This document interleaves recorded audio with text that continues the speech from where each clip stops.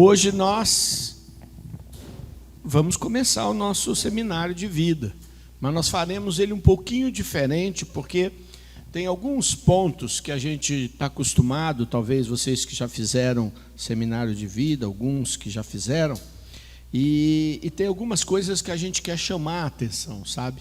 Porque nós não queremos que as pessoas passem por essa experiência sem refletirem profundamente em alguns pontos que são essenciais nessa caminhada dessa palavra que é a evangelização fundamental, o querigma. Então, para que todo mundo possa pelo menos entender um pouquinho, da onde nasce isso? Isso nasce da pregação de Pedro em Pentecostes, que a igreja chama de primeiro anúncio. É uma palavra grega que quem já viu, que é querigma, e a gente tem o querigma, koinonia e martiria. São as três palavras gregas que significam um ensinamento que a igreja primitiva dava para aquelas pessoas. Aí vocês vão imaginar, nós todos aqui, de alguma maneira, ouvimos falar de Jesus Cristo. Não tem ninguém aqui que nunca ouviu falar de Jesus Cristo. Muito raramente, no Brasil, alguém é assim.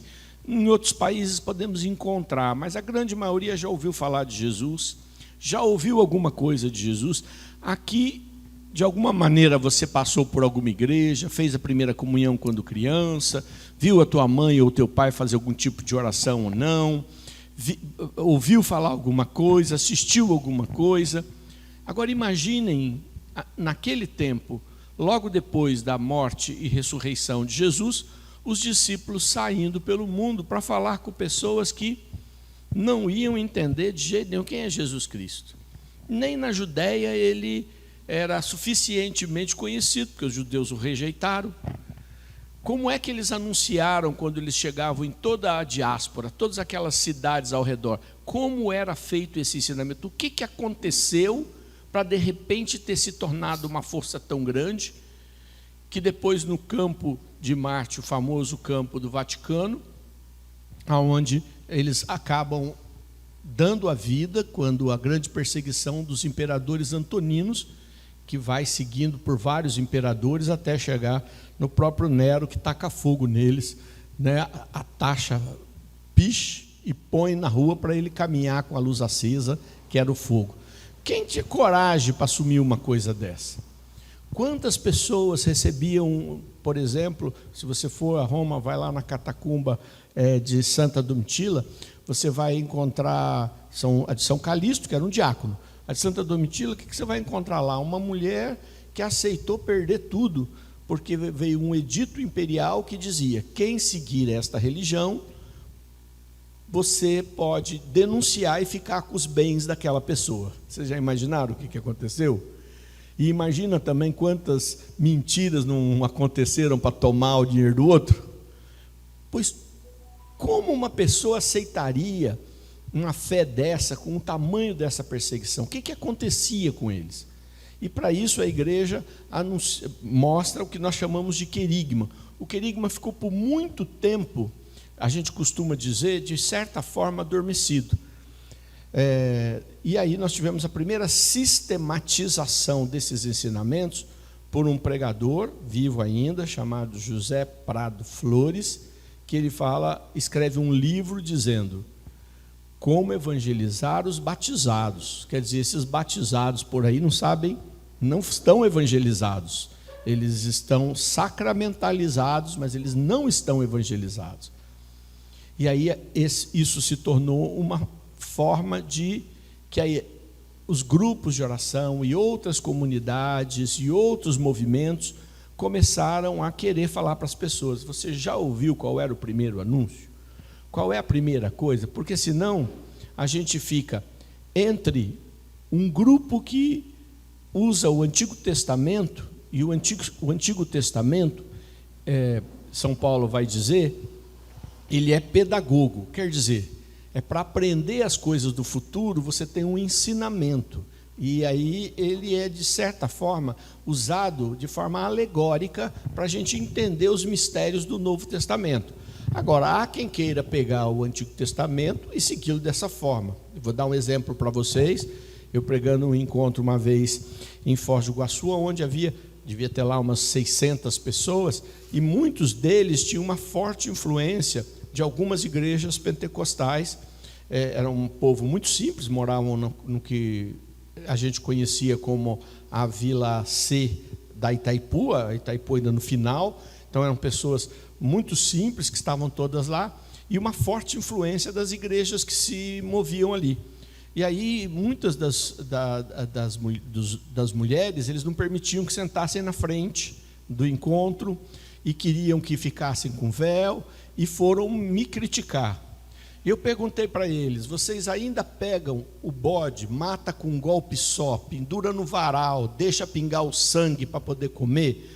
Eles falaram: não vamos fazer isso. Eu falei: você só segue a parte que te interessa? Você só lembra do texto do Antigo Testamento que você quer seguir o Antigo Testamento? Então segue inteiro.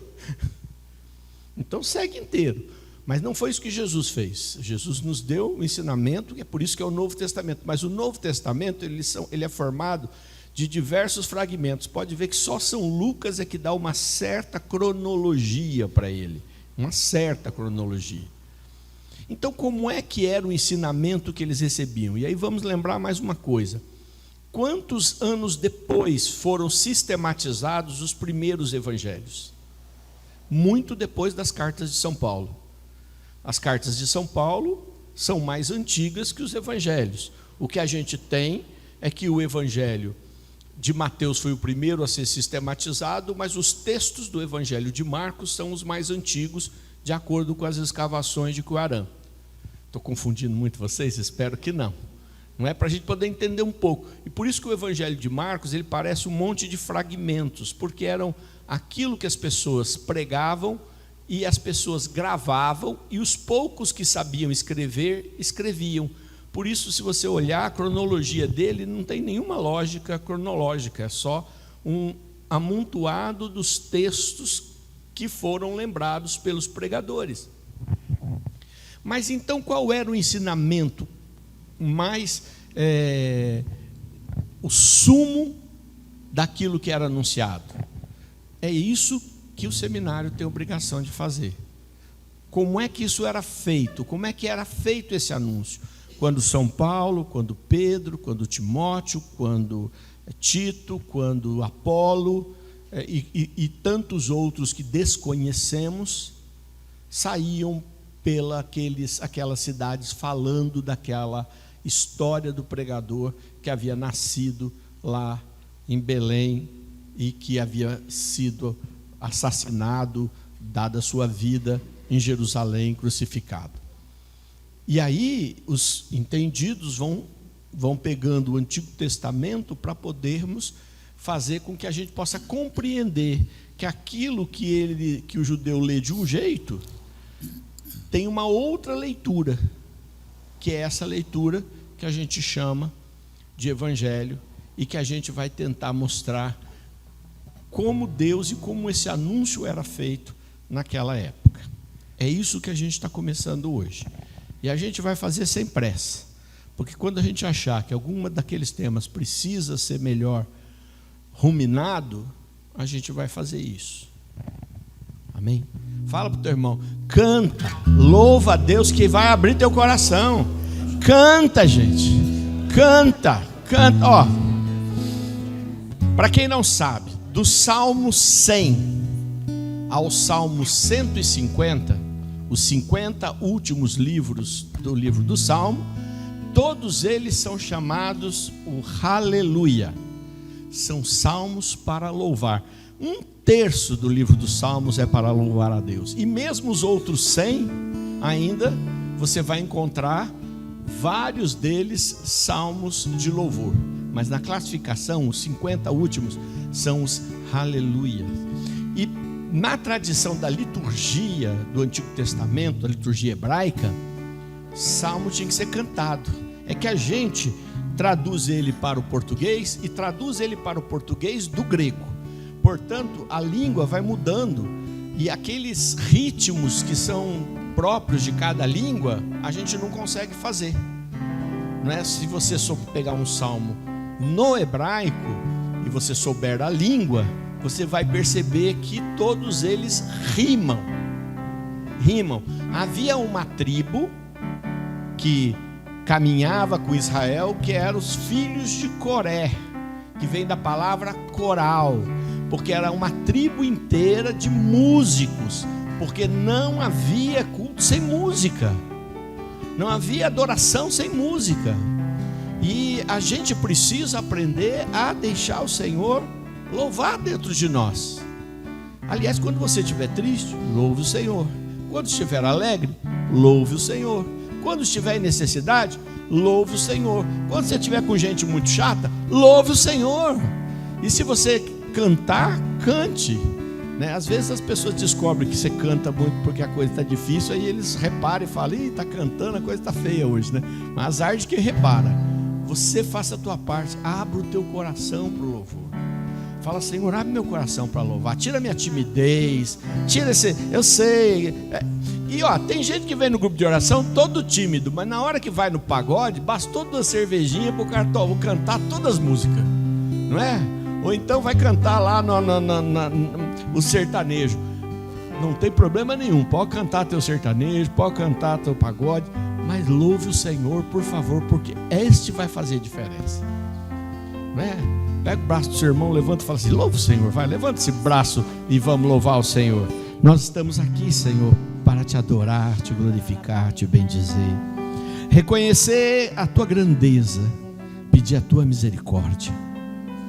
Tu és um Deus maravilhoso e te pedimos, Senhor, visita nosso coração, visita nossa casa, visita nossa alma, visita todo o nosso ser. Eis-nos aqui, Senhor, diante de ti, diante do teu poder, da tua divindade. Tu és maravilhoso, Senhor. Toda honra, toda glória sejam dadas ao teu nome, Senhor. Tu és o Santo dos Santos, o único Deus verdadeiro de Deus verdadeiro, gerado, não criado. Tu és o único, Senhor, que foi gerado e não criado, porque não és criatura, és um com o Pai, um com o Espírito. E te adoramos e te louvamos. Tu és santo, Senhor, e na tua santidade clamamos: toca, Senhor, em nós do jeito que somos, com toda a nossa fraqueza, com toda a nossa necessidade. Toca em nós, Senhor. Tu és o Deus que pode nos tocar, nos fazer novos, nos restaurar. Toca, Senhor, e alamar e canta, levar. Vem com tua graça, teu poder sobre nós, mais uma vez, nesta noite, Senhor. Nesta noite abençoada, Senhor, vem sobre nós, Jesus. Esse texto, eu vou passar aqui por 3 textos da Escritura, mas esse primeiro texto, eu sei que a grande maioria já o ouviu, já o leu, ou alguém leu para você. Mas eu queria que você hoje imaginasse que esse texto está sendo dito para você. Está no livro de Isaías, no capítulo 43. Livro de Isaías, capítulo 43. E eu vou ler pelo menos até o versículo 5. E queria que você se abrisse a entender o que é que Deus quer falar para você desse texto. Esse é um texto que foi escrito num momento muito importante. Vocês não têm por que saber, o livro do profeta Isaías foi escrito em 3 momentos diferentes, 3 ou 4. Então eles chamam de primeiro Isaías, segundo Isaías, terceiro Isaías, não é? Ou será que foi um só? Muito difícil. E o livro de Isaías, ele é um livro que alegoricamente ele fala da salvação de Jesus, mas ele também fala do que estava acontecendo naquele momento, quando o rei da Pérsia invadiu todos os povos e, por alguma razão, resolveu ser parceiro daquele povo pequenininho, que não valia nada, que não tinha poder nenhum, que podia ser massacrado e que era um povo enjoado, era um povo que não tinha nenhuma vantagem para o império pegar e fazer parceria com ele. Mas há uma promessa de Deus e Deus manda uma mensagem para os seus filhos. E eu quero que você escute, porque essa mensagem não é para os seus filhos, é para você. Não é para os filhos de Israel, é para você. Como é seu nome? Como é seu nome? Fala para mim. Eu não sei o nome da grande maioria de vocês, me fala para mim saber qual é o nome de vocês. Falem juntos, não tem importância, eu não vou decorar mesmo. Como é o nome de vocês? Isso, olha só. E agora, eis o que diz o Senhor, aquele que te criou, Jacó, e te formou, Israel. Bom, vocês sabem que Israel não é uma pessoa. Israel é Jacó. Depois que Deus entra na vida de Jacó, depois da escada de Jacó, Deus diz para Jacó: não te chamarei mais Jacó, te chamarei Israel. Quando na Bíblia muda-se o nome de alguém, a mesma coisa com São Paulo, que chamava Saulo, e passa a ser Paulo, ou a Simão, e passa a ser Pedro, é porque ele incorpora uma missão, ele não é mais aquela mesma pessoa. Há uma transformação. Deus está dizendo: você não é mais aquela, agora você é uma outra muito melhor. Muito melhor. Então isso é uma transformação. Ainda existe na tradição de algumas comunidades religiosas masculinas, os beneditinos e os de São Basílio, femininas, várias delas, em que quando as religiosas e religiosos fazem seus votos, eles escolhem um outro nome e abandonam o nome antigo. É uma tradição, evidentemente, isso não muda a vida de ninguém, mudar o nome, não precisa ir lá no cartório, não vai fazer isso a diferença. Mas o que está acontecendo é, Deus está te dando uma mensagem que muda você completamente, a tua natureza. Se você deixar que esta mensagem fale com você. Eu vou repetir, e você vai repetir comigo esse versículo primeiro. Então vamos lá. E agora eis o que diz o Senhor.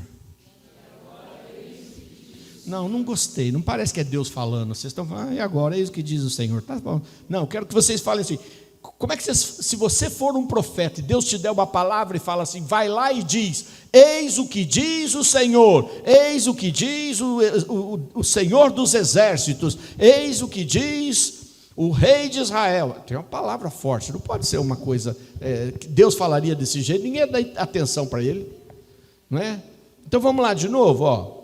Eu falo, vocês repetem. E agora, eis o que diz o Senhor. Deixa eu falar primeiro, depois vocês repetem.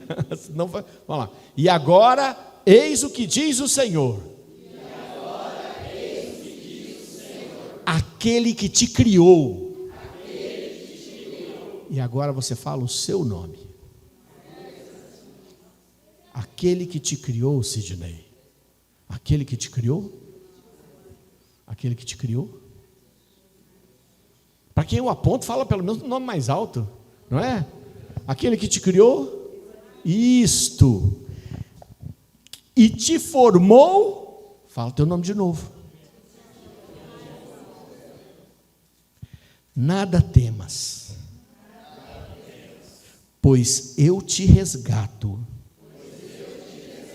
Eu te chamo pelo nome. Agora não precisa repetir, só ouvir. És meu. Bom, né? Não sou eu. É Ele que está dizendo: és minha. Se tiveres de atravessar a água, estarei contigo, e os rios não te submergirão. Se caminhares pelo fogo, não te queimarás, e a chama não te consumirá, pois eu sou o Senhor teu Deus, o Santo de Israel, teu Salvador. Dou o Egito por teu resgate, a Etiópia e Sabá em compensação. Essa parte eu quero que vocês repitam comigo. Eu vou falar, vocês vão repetir de novo. Olha só. Pois eu, o Senhor, teu Deus, o Santo de Israel, teu Salvador, dou o Egito por teu resgate. Qual é o país mais rico do mundo atual? Estados Unidos. Então, o Egito era o país mais rico daquele tempo. Então, você pode saber que Deus está dizendo: dou os Estados Unidos por teu resgate, a Etiópia e Sabá em compensação, a China e a Índia junto. Pode ficar com tudo. Quanto custa o teu resgate? Para ele, você vale mais que um país inteiro. Um país rico. Não é um Brasil, é um país rico. Ele está disposto a trocar. Imagine que essa não é uma palavra simples, é uma palavra de muito amor, está dizendo: eu te amo tanto que eu vendo tudo que eu tenho, que eu dou tudo que tem de riqueza para ter você. Você merece? Mas ele está disposto a dar. Você já viu algum bandido sequestrar alguém para pedir resgate do filho do pobre? Vai pedir o quê? Pois ele está disposto a pagar todas as riquezas do mundo. É esse o tamanho do amor dele. É esse. É difícil de entender. No mundo que a gente vive com tanta dificuldade, que a gente vê sofrimento, vê pessoas morrendo, vê pessoas que passam fome em outros lugares, vê doenças, a gente acaba perdendo a noção de que Ele me ama, que Ele te ama. Porque és precioso a meus olhos, porque eu te aprecio e te amo. Aqui certamente alguém, porque todos são, fora os mais jovens, talvez não, ou alguma pessoa que acha que não, talvez você nunca se sentiu amado ou amada, e talvez você também nunca amou alguém de verdade. E eu queria dizer para você: bobagem. Esse amor que a gente consegue ter pelos outros, ele não é nada perto do amor verdadeiro. Esse a gente cobra, esse a gente espera que nos dê de volta, esse a gente faz conta do que a gente deu para o outro. Até mães de vez em quando falam isso: eu cuidei de você quando você teve febre, era nenê. Eu não tinha, meus peitos não tinham leite, mas eu empedrava e mesmo assim eu fiz isso, eu fiz aquilo, não é? Quantas noites de sono eu passei, né? Está cobrando, na verdade, não é isso? Pois Deus não tem nada disso, é um amor total. E Ele diz: todos os dias eu recrio o ar que você respira. Todos os dias você respira, porque eu criei todas as coisas. Todos os dias eu conheço os teus passos, sei quantos cabelos tem na sua cabeça. E olha que nesse tempo de implante ele tem que ficar contando de novo. Mas ele sabe tudo. E sabe por quê? És precioso para mim. És preciosa para mim. Fala para quem está do teu lado: mas não é que você é preciosa mesmo, que você é precioso mesmo? Preciosa, gente. E ele continua: permuto reinos por ti, entrego nações em troca de ti. Fica tranquilo, pois estou contigo. Do Oriente trarei tua raça, e do Ocidente eu te reunirei. Devolve-os, direi ao setentrião, e ao meio-dia: não o retenhas. Troco reinos por você. Você não tem ideia do que Ele é capaz de fazer. Às vezes você está com um pedido que Deus não está realizando e não percebe tudo que Ele está disposto a trocar por você, e você está perdido naquela coisa que não vale nada. Você conhece aquela pessoa que não sabe a diferença entre uma joia e uma bijuteria? Tem muita gente assim. Eu conheço uma, eu mesmo. Não é? Então, por isso que eu nem ligo se é joia ou se é bijuteria, porque eu não consigo saber a diferença. Mas quem sabe a diferença, ficaria com uma bijuteria, sabendo que Ele quer te dar uma joia? É isso que a gente faz com Deus. Porque não acreditamos que Ele nos ama tanto, então a gente fica pedindo bijuteria, aquelas de pipoca, aquelas do pipoqueiro, aquelas que compram naqueles carrinhos. Enquanto Ele está pronto para dar os tesouros, permutar reinos. Porque Ele é amor. E aí entra uma coisa que é muito importante. Ele ama, porque Ele não pode se desdizer. Ele não pode se desdizer, porque a palavra de Deus não é que nem a palavra humana. Não é quantas pessoas às vezes sofrem porque diz assim, pessoa disse que me amava, depois fez isso, fez aquilo. Já ouviram essa história? Pois é, essa é a palavra humana. A pessoa achava que amava, estava apaixonado naquele momento até aparecer o outro em seguida, o outro sei lá o quê. Deus não. Eu te amo. E Ele não pode se desdizer, porque Ele é amor. Então Ele não vai mudar, Ele vai continuar amando. Mas você escolheu o caminho torto? Não importa. O filho pródigo também escolheu e torrou todo o dinheiro do pai. E Jesus conta aquela parábola de boca cheia, que aquele homem ia todos os dias esperar para ver se o filho voltava. É muito mais do que aquele homem, esse nosso Deus para comigo e com você. É tudo tão fantástico que a gente, na correria dos dias de hoje, perde de olhar a beleza das coisas.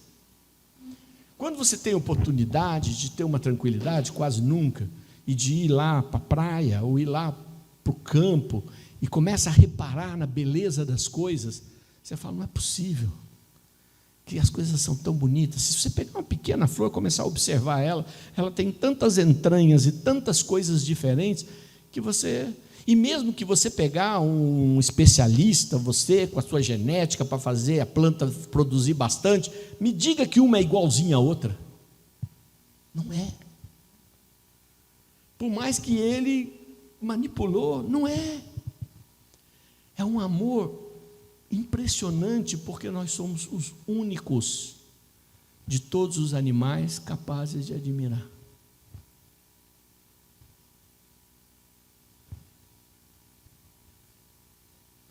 Comida até os animais conseguem admirar bem e gostar de uma coisa mais do que a outra, mas só nós somos capazes de ver arte, não é mesmo?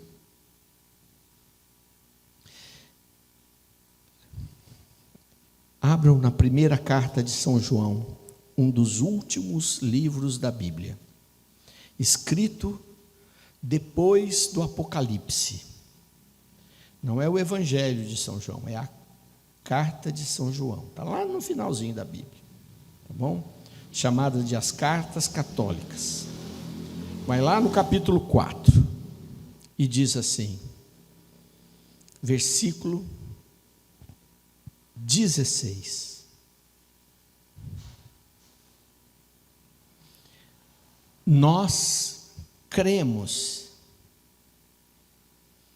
nós conhecemos e cremos no amor que Deus tem para conosco.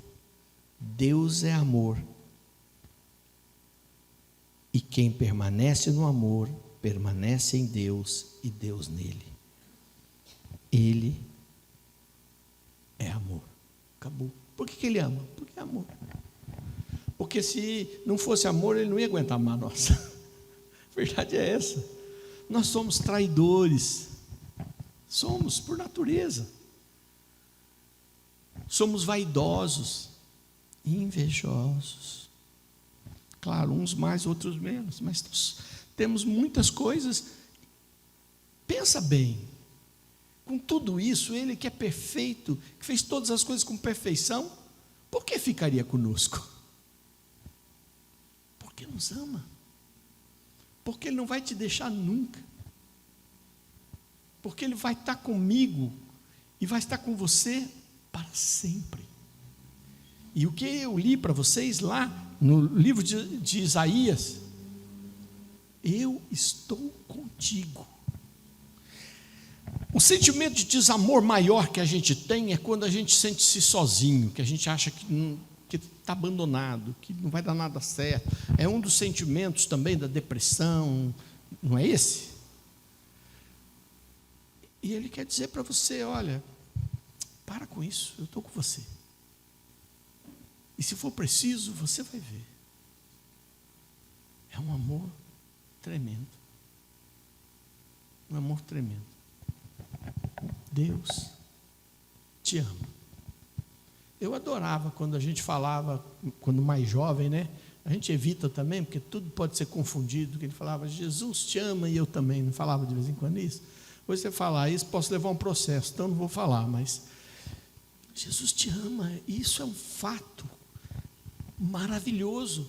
Só que a gente, por não experimentar sempre, e a gente vai tratar disso aqui, a gente acaba duvidando desse amor. Por não provar sempre, a gente acaba não nos deixando amar. Porque a única coisa que você precisa é deixar. Ele não está pedindo para você amar ele de volta. Como ele diz lá no Evangelho de João, eu vos amei primeiro. Ninguém amou a Deus e daí Deus foi lá amá-lo. Ele amou primeiro. Então, a única coisa que ele está pedindo hoje para você é olhar nos teus olhos e dizer, deixe-se amar por mim. Lembra o texto de Isaías? Pode uma mãe esquecer o fruto de seus ventres, mesmo ainda que esquecesse. Pode uma mãe esquecer o fruto que está dentro do seu ventre? Difícil, né? Principalmente quando ele já está chutando e tudo, não é? Mesmo que você esquecesse, eu jamais me esquecerei de você. Não é o Sidney quem está inventando isso. Ele deixou escrito e marcado. Escrito e marcado. Eu não me esqueço de você. E eu gosto muito, depois vocês podem pegar, de Jeremias 31:3, quando ele fala assim, amo-te com amor eterno. Eu não, na minha vida, eu não consigo dizer, Deus não me ama, porque eu vejo o amor dele. Vejo. Posso não ver o amor humano, mas o dele eu vejo sempre. E às vezes ele usa o humano para nos amar também. Mas o amor dele que é confiável. E é preciso se sentir amado, porque o amor é curador, porque o amor é restaurador. E a única coisa que ele pede é, deixa eu te amar. Porque ninguém te ama que nem eu. Fecha os teus olhos.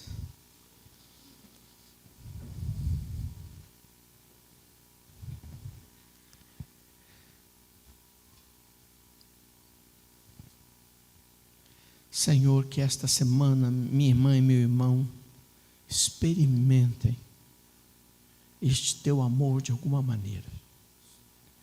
Que eles sintam e deixem-se amar pelo teu amor tão profundo, tão intenso, único.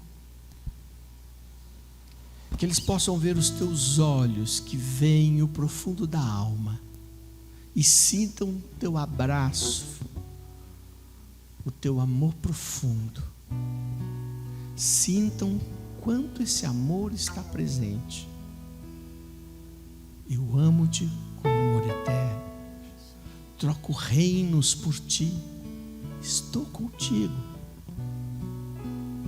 Não temas, pequeno rebanho. Não temas. Porque sou o amor.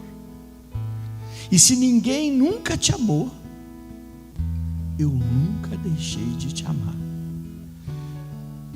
Se as tuas feridas de desamor são muitas, eu nunca parei de amar você. Deixa eu te amar. Em nome do Pai, do Filho e do Espírito Santo.